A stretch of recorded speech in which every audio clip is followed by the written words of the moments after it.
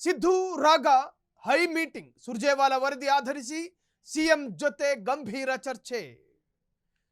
ರಾಹುಲ್ ಗಾಂಧಿ ಮತ್ತು Siddaramaiah high meeting ನಡೀತಾ ಇದೆ. ಸುರ್ಜೇವಾಲಾ ವರದಿ ಆಧರಿಸಿ ಸಿಎಂ ಜೊತೆ ಚರ್ಚೆ. ಪ್ರಸ್ತುತ ರಾಜಕೀಯದ ಬೆಳವಣಿಗೆ ಬಗ್ಗೆ ಸುರ್ಜೇವಾಲಾ ರಿಪೋರ್ಟ್. ರಾಜಕೀಯದ ಬಗ್ಗೆ ವರದಿ ತರಿಸಿಕೊಂಡಿರುವ ಸುರ್ಜೇವಾಲಾ. ರಾಜ್ಯ ಉಸ್ತುವಾರಿ ರಣದೀಪ್ ಸುರ್ಜೇವಾಲಾ ವರದಿ ಆಧರಿಸಿ ಚರ್ಚೆ. ದೆಹಲಿಯ ಇಂದಿರಾ ಭವನದಲ್ಲಿ ಮಹತ್ವದ ಮಾತುಕತೆಗಳಾಗ್ತಾ ಇದೆ. 20 ನಿಮಿಷಗಳಿಗೂ ಹೆಚ್ಚು ಕಾಲ ಉಭಯ ನಾಯಕರ ಚರ್ಚೆ. ನಾಯಕತ್ವ ಬದಲಾವಣೆ ಸೇರಿ ಹಲವು ವಿಚಾರಗಳ ಬಗ್ಗೆ ಮಾತುಕತೆ. ಸುರ್ಜೇವಾಲಾ ಕರ್ನಾಟಕದ ಉಸ್ತುವಾರಿ. ಕರ್ನಾಟಕದ ಪೊಲಿಟಿಕಲ್ ಡೆವಲಪ್ಮೆಂಟ್ ಬಗ್ಗೆ ಒಂದು ರಿಪೋರ್ಟ್ ಅನ್ನ ಪಡೆದುಕೊಂಡಿರ್ತಾರೆ. ಅಬ್ವಿಯಸ್ಲಿ ಆ ರಿಪೋರ್ಟ್ ಅನ್ನ ಆಧರಿಸಿಕೊಂಡು ಬಲಗೈಯಲ್ಲಿ ರಿಪೋರ್ಟ್ ಇಟ್ಕೊಂಡು ಸಿದ್ದರಾಮಯ್ಯರನ್ನ ಎದುರುಗಡೆ ಕೂರಿಸಿ ರಾಹುಲ್ ಗಾಂಧಿಗೆ ಒಂದಷ್ಟು ಅಪ್ಡೇಟ್ ಕೂಡ ಮಾಡಿರುತ್ತಾರೆ.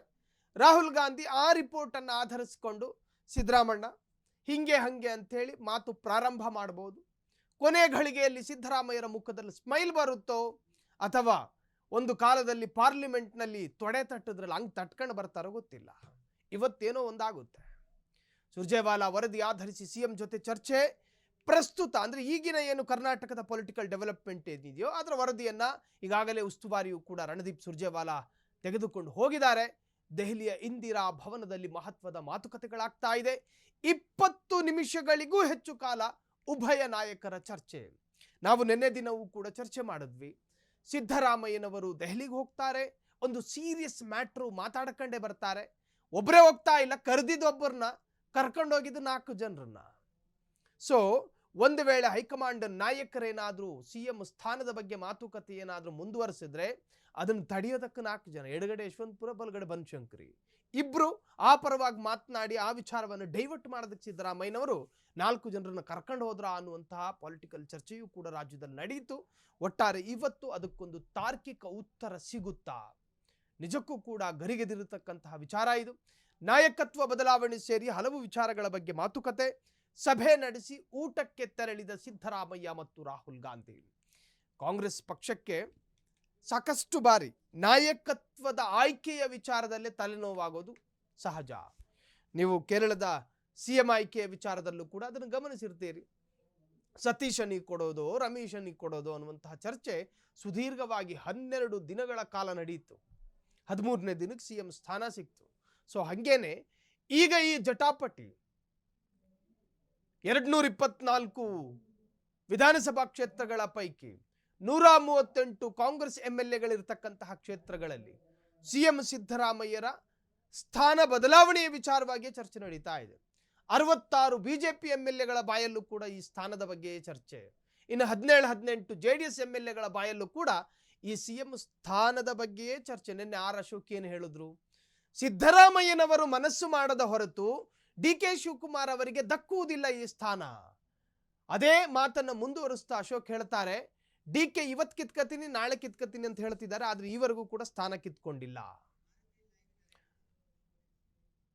ಎಸ್, ಈ ಬಗ್ಗೆ ಪೊಲಿಟಿಕಲ್ ಡೆವಲಪ್ಮೆಂಟ್ ಬಗ್ಗೆ ಸಾಕಷ್ಟು ಮಾಹಿತಿಯನ್ನು ಪಡೆಯೋಣ. ನಮ್ಮ ಪೊಲಿಟಿಕಲ್ ರಿಪೋರ್ಟರ್ ಮಾರುತಿ ಈಗ ನೇರ ಸಂಪರ್ಕದಲ್ಲಿ. ಮಾರುತಿ, ಇವತ್ತು ಕಟ್ಟ ಕಡೆಯ ಉತ್ತರ ಸಿಗಲಿದೆಯಾ? ಸಿದ್ದರಾಮಯ್ಯನವರು ಜೊತೆಗೆ ಹೋದವರ ಅಪ್ಡೇಟ್ಸ್ಗಳನ್ನು ಹೇಳೋದಾದ್ರೆ ಮಾರುತಿ.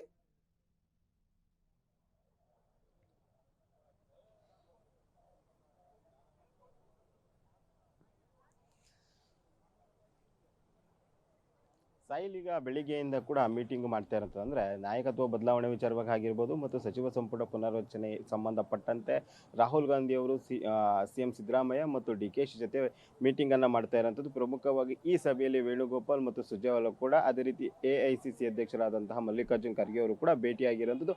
ಬೆಳಗ್ಗೆಯಿಂದಲೂ ಕೂಡ ಸಾಕಷ್ಟು ವಿಚಾರಗಳ ರಾಜಕೀಯ ಬಗ್ಗೆ ಚರ್ಚೆ ಆಗ್ತಾ ಇರೋದು. ಪ್ರಮುಖವಾಗಿ ಈಗಾಗಲೇ ಸಿದ್ದರಾಮಯ್ಯರು ಕೂಡ ನಾಯಕತ್ವ ಬದಲಾವಣೆಗಿನ ಮುಂಚೆ ಸಚಿವ ಸಂಪುಟ ಅವಕಾಶ ಕೊಡಬೇಕು ಅಂತ ಕೂಡ ರಾಹುಲ್ ಗಾಂಧಿ ಜೊತೆ ಚರ್ಚೆಯನ್ನು ನಡೆಸಿರೋಂಥದ್ದು.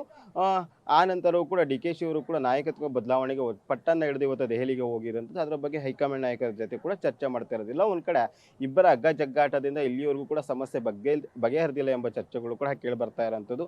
ಈಗಾಗಲೇ ರಾಹುಲ್ ಗಾಂಧಿ ಅವರು ಕೂಡ ಸಿಎಂ ಸಿದ್ದರಾಮಯ್ಯ ಜೊತೆ 1-to-1 ಮೀಟಿಂಗ್ ಅನ್ನ ಮಾಡಿರೋಂಥದ್ದು. ಇದು ಸಂಬಂಧಪಟ್ಟಂತೆ ಸಾಕಷ್ಟು ವಿಚಾರಗಳ ಬಗ್ಗೆ ಅಲ್ಲಿ ಚರ್ಚೆ ಆಗಿರೋದು. ಪ್ರಮುಖವಾಗಿ ಸಿದ್ದರಾಮಯ್ಯರನ್ನ ಇಳಿಸಿದ್ರೆ ಯಾವೆಲ್ಲ ವಿಚಾರಗಳು ಚರ್ಚೆ ಆಗುತ್ತೆ, ರಾಜ್ಯದಲ್ಲಿ ಯಾವೆಲ್ಲ ಬದಲಾವಣೆ ಆಗುತ್ತೆ ಎಂಬ ಬಗ್ಗೆ ಕೂಡ ಒಂದು ಸೂಚನೆಯನ್ನ ಅಂದ್ರೆ ಕಾಂಗ್ರೆಸ್ ಹೈಕಮಾಂಡ್ ಇರುವಂಥದ್ದು. ಅದರಿಂದಾಗಿಯೇ ಸಿದ್ದರಾಮಯ್ಯರನ್ನ 1-to-1 ಕರೆಸಿ ಸಾಕಷ್ಟು ಮಾತುಕತೆಯನ್ನು ನಡೆಸಿರುವಂಥದ್ದು. ಒಂದು ವೇಳೆ ಸಚಿವ ಸಂಪುಟ ಪುನರ್ರಚನೆ ಆದರೆ ಯಾರಿಗೆಲ್ಲ ಅವಕಾಶಗಳ ಕೊಡಬೇಕೆಂಬ ಬಗ್ಗೆಯೂ ಕೂಡ ಚರ್ಚೆ ಆಗಿರುವ ಸಾಧ್ಯತೆ ಇರುವಂಥದ್ದು. ಒಟ್ಟಿನಲ್ಲಿ ಯಾವ ರೀತಿ ಇದನ್ನ ನಿಭಾಯಿಸಬೇಕೆಂಬ ಬಗ್ಗೆ ಹೈಕಮಾಂಡ್ ಕೂಡ ಸಾಕಷ್ಟು ತಲೆಯನ್ನ ಕೆಡಿಸ್ಕೊಂಡಿರೋದು. ಇನ್ನೊಂದು ಕಡೆ DCM DK ಶಿ ಜೊತೆ ಕೂಡ 1-to-1 ಮೀಟಿಂಗ್ ಅನ್ನ ಮಾಡ್ತಾ ಇರೋದು. ಯಾಕೆಂದ್ರೆ DCM DK ಶಿ ಅವರು ಕೂಡ ಯಾವುದೇ ಕಾರಣಕ್ಕೂ ಸಚಿವ ಸಂಪುಟ ಪುನರ್ರಚನೆಗೆ ಅವಕಾಶ ಕೊಡಬಾರ್ದು, ಅದಕ್ಕಿಂತ ಮೊದಲೇ CM ಬದಲಾವಣೆ, ಕುರ್ಚಿ ಬದಲಾವಣೆ ಬಗ್ಗೆ ಒಂದು ರೀತಿ ಸ್ಪಷ್ಟ ಸಂದೇಶ, ಸ್ಪಷ್ಟ ಮಾಹಿತಿ ನನಗೆ ಸಿಗಬೇಕು ಅಂತ ಕೂಡ ಒತ್ತಾಯ ಮಾಡಿರುವಂಥದ್ದು. ಬಾಕಿ ಉಳಿದಂತಹ 2 ವರ್ಷ ಆದರೂ ಕೂಡ CM ಸ್ಥಾನವನ್ನು ಕೊಡಲೇಬೇಕು ಅಂತ ಪಟ್ಟನ್ನ ಹಿಡಿದಿರೋದು.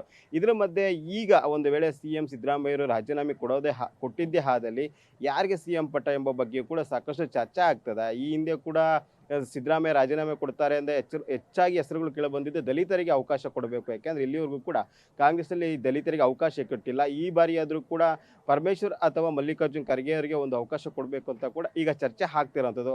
ಅದೇ ರೀತಿ ಸಚಿವ ಸಂಪುಟ ಪುನರ್ರಚನೆಗೆ ಹೈಕಮಾಂಡ್ ನಾಯಕರು ಓಕೆ ಅಂದಿದ್ದೇ ಆದಲ್ಲಿ ಯಾರಿಗೆಲ್ಲ ಸಚಿವ ಸ್ಥಾನ ಕೊಡಬೇಕೆಂಬ ಕೂಡ ಚರ್ಚೆ ಆಗ್ತಿರೋದು. ಸುಮಾರು ಈಗಿನ ಕ್ಯಾಬಿನೆಟ್ ಆಲ್ಮೋಸ್ಟ್ ಎಲ್ಲರನ್ನು ಒಂದಷ್ಟು ಜನಗಳನ್ನು ಬಿಟ್ಟು ಸುಮಾರು 20 ಜನರನ್ನು ಕೈ ಬಿಟ್ಟು ಹೊಸಬರಿಗೆ ಕೊಡುವ ಅವಕಾಶವೂ ಕೂಡ ಇರುವಂಥದ್ದು.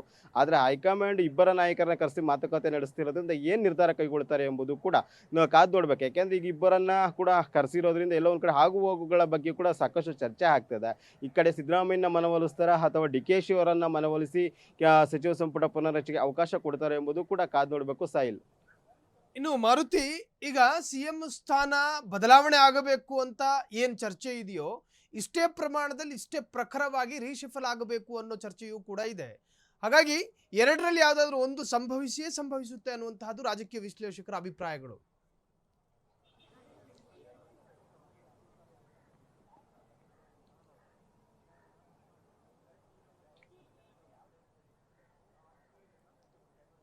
ಎಸ್ ಸಾಯಿಲ್, ಈಗಾಗಲೇ ಸಾಕಷ್ಟು ವಿಚಾರ ಚರ್ಚೆ ಆಗ್ತಿರೋವಂಥದ್ದೇ ಅದೊಂದು. ಯಾಕೆಂದರೆ ಈ ಕಡೆ ಸಚಿವ ಸಂಪುಟ ಪುನರ್ರಚನೆಗೆ ಅವಕಾಶ ಕೊಡಬೇಕು ಅಥವಾ ನಾಯಕತ್ವ ಬದಲಾವಣೆಗೆ ಅವಕಾಶ ಕೊಡಬೇಕು ಎಂಬುದು ಹೈಕಮಾಂಡ್ ಮಟ್ಟದಲ್ಲೂ ಕೂಡ ಸಾಕಷ್ಟು ಗೊಂದಲ ಇದೆ.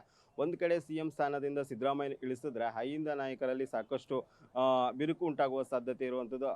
ಅದರಿಂದಾಗಿ ಅದು ಯಾವ ಲೆಕ್ಕಾಚಾರ ಉಂಟಾಗುತ್ತೆ ಮತ್ತು ಪಕ್ಷದ ಮೇಲೆ ಆಗಿರ್ಬೋದು ಮತ್ತು ರಾಷ್ಟ್ರ ಮಟ್ಟದಲ್ಲಿ ಕಾಂಗ್ರೆಸ್ ಮೇಲೆ ಎಷ್ಟು ಎಫೆಕ್ಟ್ ಆಗುತ್ತೆ ಎಂಬುದು ಕೂಡ ಚರ್ಚೆ ಆಗ್ತಾ ಇರುವಂಥದ್ದು. ಇನ್ನೊಂದು ಕಡೆ ಒಂದು ವೇಳೆ DCM DK ಶಿ ಅವರಿಗೆ CM ಪಟ್ಟ ಕೊಡದೇ ಇದ್ರೂ ಕೂಡ ಸಾಕಷ್ಟು ಸಮಸ್ಯೆ ಆಗುವ ಸಾಧ್ಯತೆ ಇರುವಂಥದ್ದು. ಪ್ರಮುಖವಾಗಿ ರಾಜ್ಯ ಮಟ್ಟದಲ್ಲಿ ಕೂಡ ಅವರು ಒಕ್ಕಲಿಗ ನಾಯಕರಾಗಿರುವಂಥದ್ದು ಮತ್ತು ಹಳೆ ಮೈಸೂರು ಭಾಗದಲ್ಲೂ ಕೂಡ ಸಾಕಷ್ಟು ಪ್ರಭಾವ ಹೊಂದಿರುವಂತಹ ನಾಯಕರಾಗಿರೋದ್ರಿಂದ ಅದು ಕೂಡ ಸಾಕಷ್ಟು ಲೆಕ್ಕಾಚಾರಗಳು ಈಗ ಕಾಂಗ್ರೆಸ್ ಮಟ್ಟದಲ್ಲೇ ನಡೀತಿರುವಂಥದ್ದು.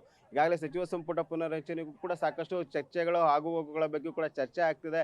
ಸಿದ್ದರಾಮಯ್ಯರು ಕೂಡ ಒಂದು ಪಟ್ಟಿಯನ್ನು ತಯಾರು ಮಾಡಿದ್ದಾರೆ ಎಂಬುದು ಕೂಡ ಕಾಂಗ್ರೆಸ್ ವಲಯದಲ್ಲಿ ಚರ್ಚೆ ಆಗ್ತಿದೆ. ಅಂದ್ರೆ ಪ್ರಮುಖವಾಗಿ ಈಗಿರೋ ಎಲ್ಲರನ್ನು ಆಲ್ಮೋಸ್ಟ್ ಎಲ್ಲರನ್ನು ಬಿಟ್ಟು ಹೊಸಬರಿಗೆ ಅವಕಾಶ ಕೊಡಬೇಕು ಅಂತ ಕೂಡ ಮೊದಲಿಂದಲೂ ಕೇಳಿಬರ್ತದೆ. ಅಂದ್ರೆ 2.5 ವರ್ಷ ಆಗಿ ಏನು ಕಂಪ್ಲೀಟ್ ಆಯಿತು ಅಲ್ಲಿಂದಲೂ ಕೂಡ ಇಲ್ಲಿವರೆಗೂ ಸಾಕಷ್ಟು ಚರ್ಚೆ ಆಗ್ತಿದೆ. ಸುಮಾರು 6 ತಿಂಗಳಿಂದ ಇತ್ತೀಚೆಗೆ ಅದು ದೊಡ್ಡ ಮಟ್ಟದಲ್ಲಿ ಚರ್ಚೆಯಾಗಿ ಹೈಕಮಾಂಡ್ ನಾಯಕರನ್ನ ಕೂಡ ಭೇಟಿಯಾಗಿರುವಂಥದ್ದು. ಸಾಯಿಲ್, ಥ್ಯಾಂಕ್ ಯು ಮಾರುತಿ ತಮ್ಮೆಲ್ಲ ಡೀಟೇಲ್ಸ್ಗೆ.